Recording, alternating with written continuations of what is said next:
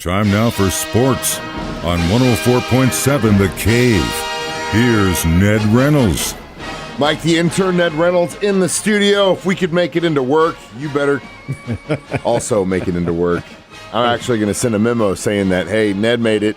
You have no excuse. Of course, this is a holiday, so there are some who are taking today off. But as far as the weather's concerned, if you're using that as an excuse, hey, all you do is drive the way you should if it is clear. And many people do not. They do not, but again, just take it slow. And we're not a driving show. We're a sports show. And we're going to talk about the Kansas City Chiefs in Kansas City on Saturday night. Wrong-o, you are. Oh, I am? You were there. All right, well, shoot. Bois was not. I will tell you this, though. You take a look at the numbers. 409 yards of offense for Kansas City, 264 for Miami. I think that says it all. I don't think the cold weather was that much of a factor. I think it's more Miami's defense being totally beaten up before the game even started. I think that probably figured in the mix. What do you think? I think it was the most complete win that the Kansas City Chiefs have had this season on all phases of the football. I think there was a lot of talk in the media about how Tua had said that the whole cold was a mindset, and I go, that's spoken like someone that's never been in a situation like this. I don't care how strong you think you are.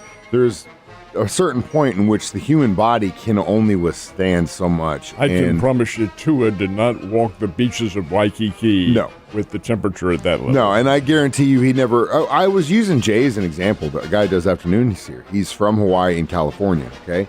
I've been outside in cold weather, and he has literally... It's not that he's dumb, it's just he's never been in that situation to have the gear and understand what kind of preparation you need to take to be able to handle that.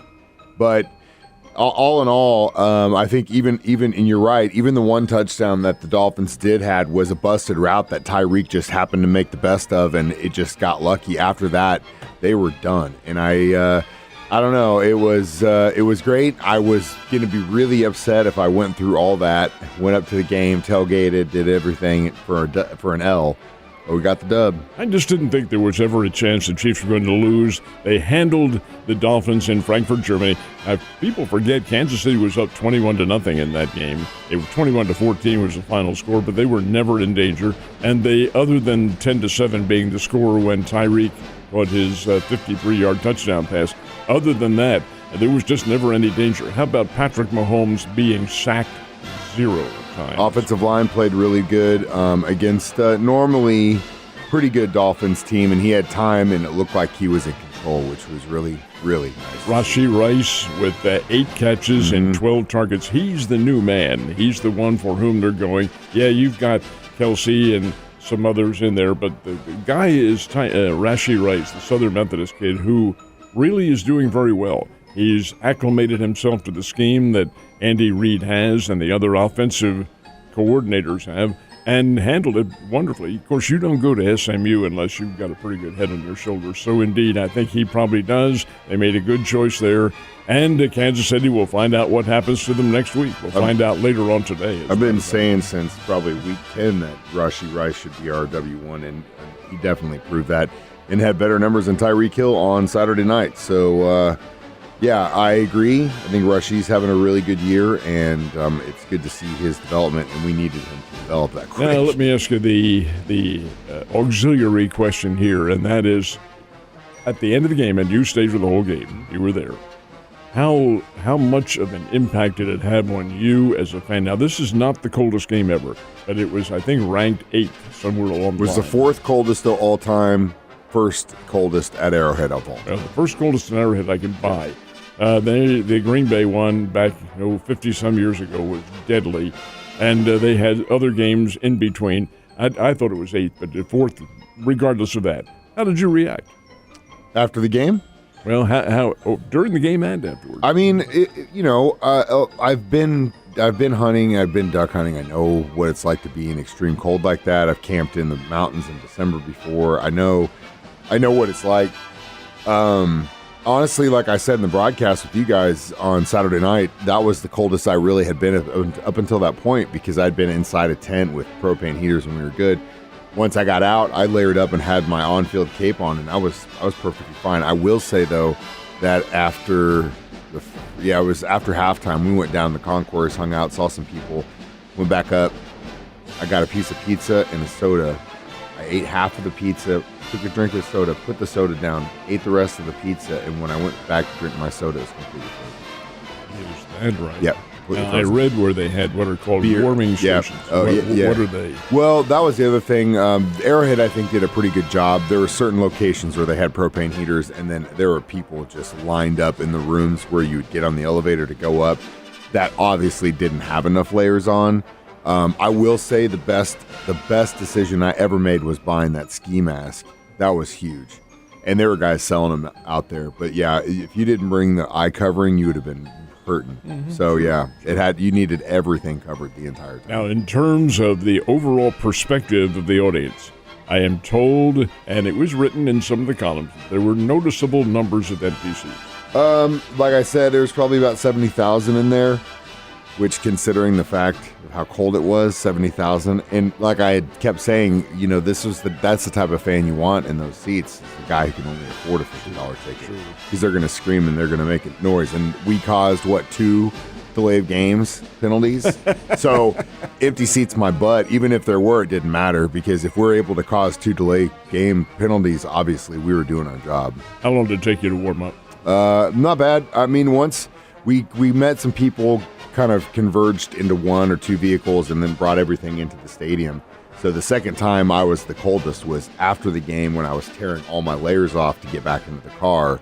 That moment was very, very chilly.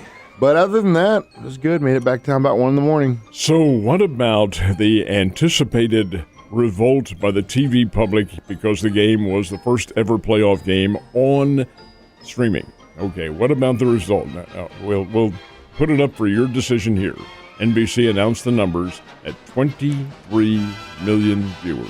Now, that also includes Miami and Kansas City, where the game was shown on over-the-air television. That's not fair. Everything else, no, I don't think so either. I think that reduces the number by quite a bit. Yeah. But not all that significantly. Nonetheless, 23 million, which is the all-time record. Now, well, going to be the all-time record. It's the very first game ever, a playoff game, but for streaming, NBC particularly happy. And just as we've said all along, this is the way of the future. This is what all the teams are going to do. This is how the NFL, how Major League Baseball, how probably the NBA and NHL, this is how it's going to be seen by streaming, and you will have to pay a little bit more. That is the nature of what they do. I really would like to see the number without the on-the-air, because it wouldn't just be the Kansas City market. It'd also Miami. Be the Miami market I too. said Miami. And Kansas City. So what's Kansas City? 2 million?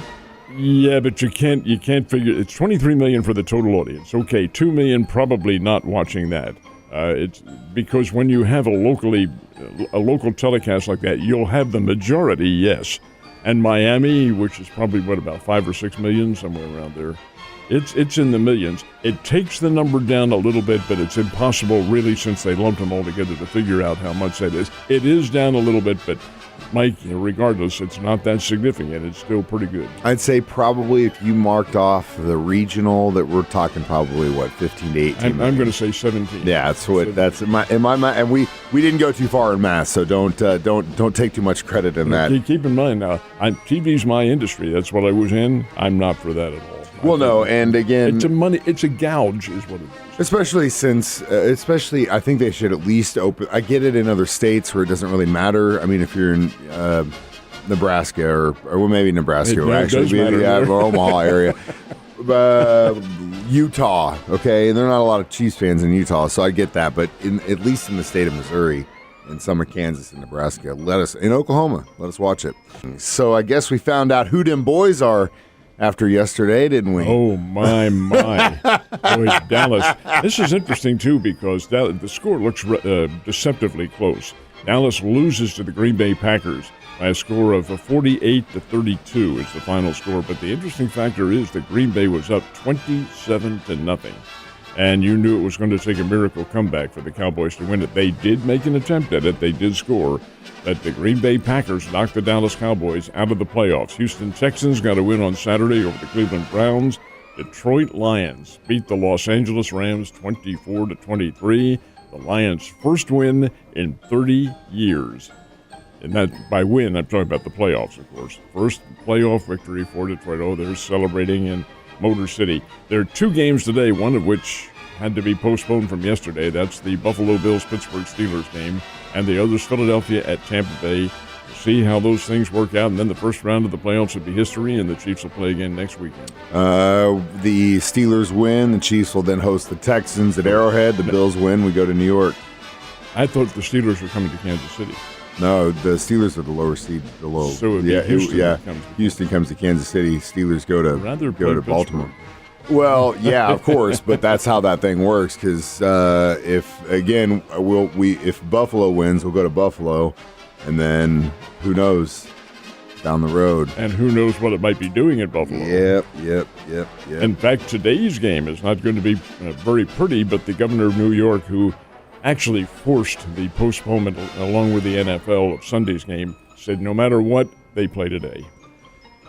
Saw some photos and some video of a bunch of kids shoveling that stadium, getting paid $20. Where the kid got on the slide. Yeah, I'm surprised.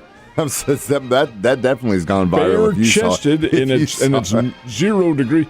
Buddy, you need help. Yeah, well, you can do that stuff when you're kids, but we'll see, and we will definitely let you know what happens with the Chiefs if those teams win, and when we will have the next Ned Talk pregame show. All right. A lot of people also in town this weekend for the Tournament of Champions. Always a lot of fun to see some of these prep schools that some of these players are going to be NBA stars probably within the next 10 years. Well, the team that won it is the number 1 team in America, Paul VI from Fairfax, Virginia, and they won it relatively easily with a 71-53 victory over St. John Bosco from out in California. That was the championship game. 3rd place goes to McEachern from Georgia. 5th place to St. Louis Vashon, which is a very good team. And 7th place to Springfield Central, which is a very good team. And they had this slam dunk contest, and a kid from Central, the Brooks kid, won the thing. So it was a lot of fun, a lot of great entertainment. That's the Bass Pro Shops Tournament of Champions. History for 2024.